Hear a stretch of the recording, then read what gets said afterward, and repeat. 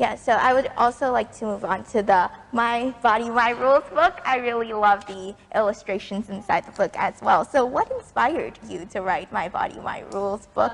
Again, this came from Don't Tell Me How to Dress. It came from being, you know, working in this area, realizing that these ideas that you can do something to someone else and get away with it, or that it's okay, it stems from the fact that we're not talking to our kids young enough about consent, about respect.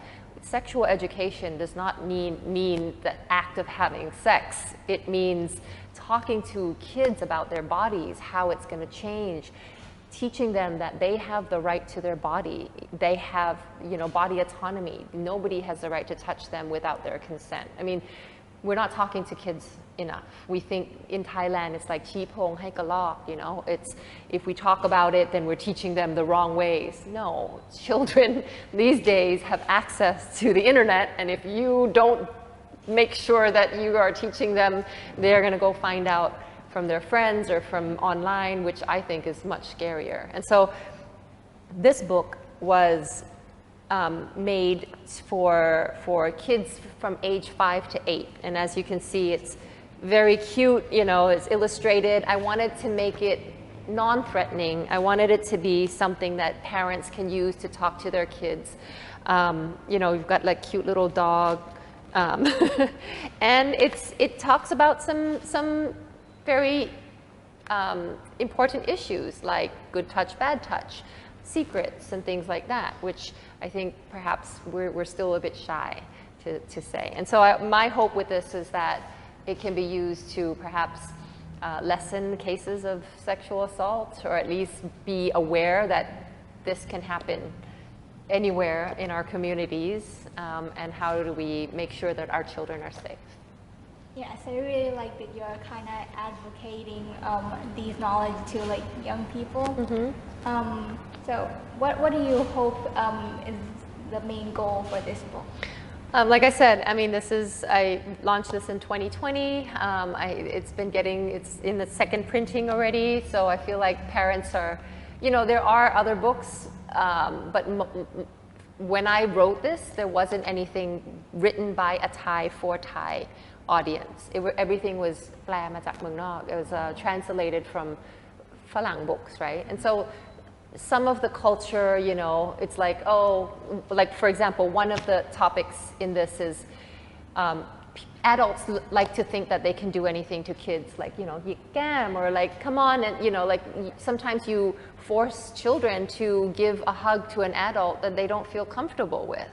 Their kids should be able to say, I don't want to give you a hug, but I will still show respect by why. Or maybe we can len kiao gai and things like this. So these are things, in an American book, it would be like high five, but that doesn't work. So I was trying to make it culturally appropriate as well.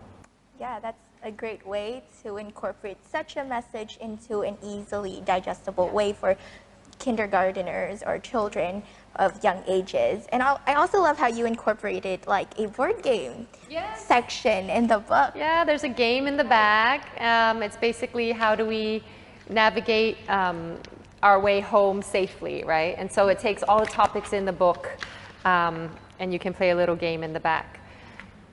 Actually, this book is for the parents. I was like, how do I educate the parents? So this is why hopefully in reading this book with your children, you understand, hey, these are concepts that don't think it's just kids, you don't have to talk to them about it. These are very important concepts that the sooner we talk to our children, give them right information, skills, mindsets, the better equipped they are to go forward in life safely and respectfully.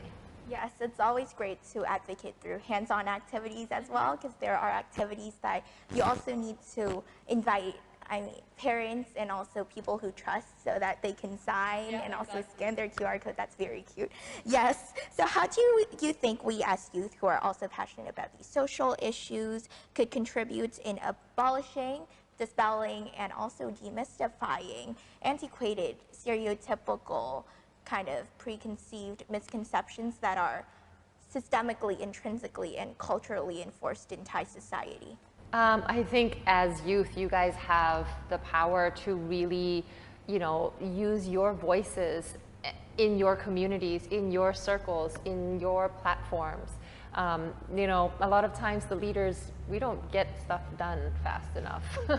I'm sorry to say, adults, we've dropped the ball in a lot of areas, and so that's why waiting for change to happen at the top may not always be the best solution, which is why we see grassroots movements happening, youth movements, and this is why as youth, you guys, it's your generation, you guys are inheriting the mess that we're going to leave you, honestly.